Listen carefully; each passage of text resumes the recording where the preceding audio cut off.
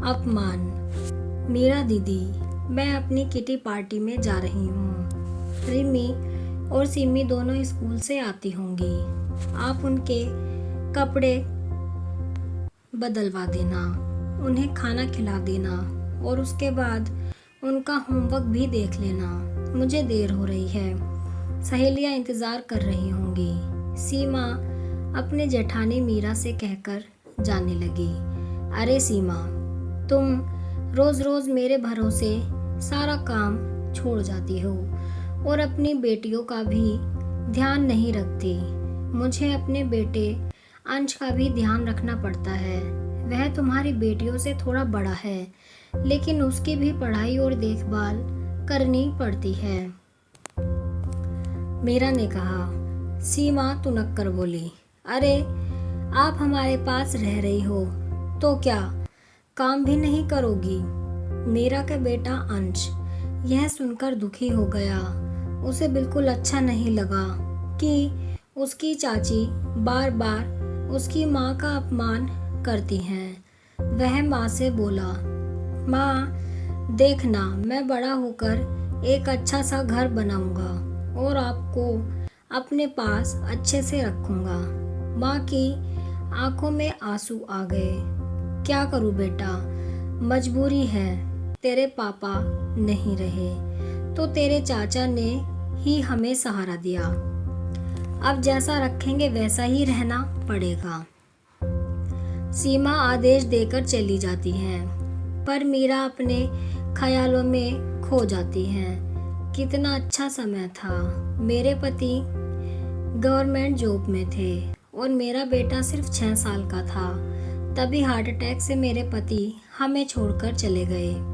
उनकी पेंशन मिलने लगी, लेकिन अकेले बच्चों को पालना, पढ़ाना और घर का खर्च उठाना सब कुछ बहुत मुश्किल हो गया। मकान का किराया, खर्च सभी बहुत कठिन लगने लगा। तभी उसके देवर मोहन, जो बैंक में मैनेजर थे, ने कहा, भाभी आप हमारे साथ रहो। मेरे भाई का परिवार मेरी जिम्मेदारी है। किसी बात की चिंता मत करो, बस अंश की देखभाल करना और उसकी पढ़ाई पर ध्यान देना। मोहन का स्वभाव बहुत अच्छा था, लेकिन उसकी पत्नी सीमा इस निर्णय से चिढ़ गई। अब तो मीरा को रोज ही सीमा के ताने सुनने पड़ते। कभी बिना बात लड़ाई, कभी काम का बोझ डालकर खुद घूमना। कभी कभी मोहन उसे डांट देता तो सीमा और नाराज हो जाती। समय बीतता गया। मीरा का बेटा अंश 10 साल का हो गया और सीमा की दोनों बेटियां रिमी और सिमी जुड़वा भी 8 साल की हो गई। वे थोड़ी समझदार थी। मीरा पढ़ी लिखी थी और बहुत अच्छा गाती भी थी। उसने सोचा, ऐसे कब तक चलेगा? मैं अपने बेटे पर ध्यान नहीं दे पा रही और दूसरों पर निर्भर रहकर कब तक जीऊंगी। एक दिन उसने अखबार में नौकरी का विज्ञापन देखा। रेडियो स्टेशन पर इंटरव्यू था। शाम को उसने अपने देवर से कहा, मोहन मुझे इंटरव्यू देने ले चलो। मोहन बोला, भाभी आप क्यों परेशान हो रही हैं? आराम से घर पर रहो। मीरा बोली, मैं कब तक आप पर निर्भर रहूंगी? आपकी पत्नी मेरा हर समय अपमान करती है। मेरे बेटे के सामने भी चिल्लाती रहती है।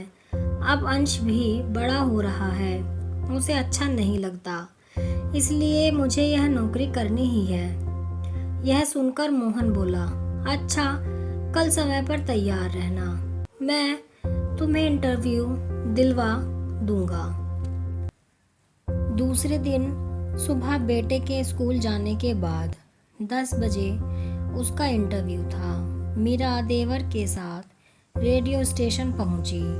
उसे जाते हुए देख सीमा ताना मारते हुए बोली, ऐसे थोड़ी कोई सेलेक्ट हो जाता है। मीरा ने उसकी बात अनसुनी कर दी और भगवान से प्रार्थना कर इंटरव्यू देने चली गई। शनिवार था, बैंक की छुट्टी भी थी, इसलिए मोहन को कोई दिक्कत नहीं हुई। आधे घंटे बाद मीरा का नंबर आया। मोहन ने कहा, भाभी चिंता मत करना, बेझिझक इंटरव्यू देना। शुभकामनाएं। शायद उस दिन भगवान भी मीरा के साथ थे। उसके बोलने का ढंग और सुरीली आवाज़ सुनकर मैनेजर बहुत खुश हुए और बोले, हमें ऐसे ही कैंडिडेट की ज़रूरत थी जो गाना भी अच्छा गा सके और जिसकी आवाज़ रिकॉर्डिंग के लिए बेहतरीन हो। बस फिर क्या था। शाम तक ही मीरा को अपॉइंटमेंट लेटर भी मिल गया। वह खुशी खुशी देवर के साथ मिठाई लेकर घर लौटी। भगवान को भोग लगाया। सीमा को कोई खुशी नहीं हुई, बस बेमन से बोली, अच्छा है। 2 दिन बाद ही मीरा ने नौकरी ज्वाइन कर ली। उसे अपने पैरों पर खड़े होकर बहुत अच्छा लगा। रेडियो स्टेशन के मैनेजर ने कहा, अगर तुम चाहो तो यहाँ कैंपस में सरकारी क्वार्टर मिल सकता है। यह सुनकर मीरा का मन और प्रसन्न हो गया। उसने सोचा, सच है भगवान के घर देर है अंधेर नहीं। अगर सीमा मेरा इतना अपमान ना करती तो शायद मैंने नौकरी करने की ठानी ही ना होती। यह अपमान ही मेरे लिए वरदान बन गया। 2 दिन बाद मीरा ने देवर देवरानी को कहा, अब मैं अपने पैरों पर खड़ी हूँ। मुझे ऑफिस कैंपस में क्वार्टर मिल गया है।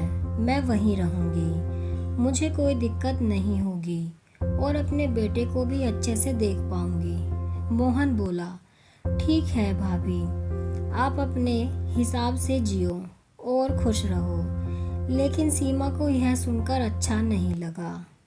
उसे आराम और घूमने की आदत पड़ गई थी।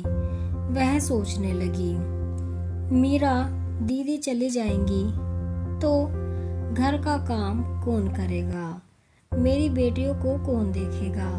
अब पछताने से क्या होता। रिम्मी और सिम्मी को भी अपनी ताई बहुत प्यारी लगती थी। वे उदास हो गई। मीरा की जिंदगी में यह नौकरी नई सुबह की तरह रोशनी लेकर आई और सीमा का किया हुआ अपमान ही उसके लिए एक वरदान साबित हुआ। प्रेरणा।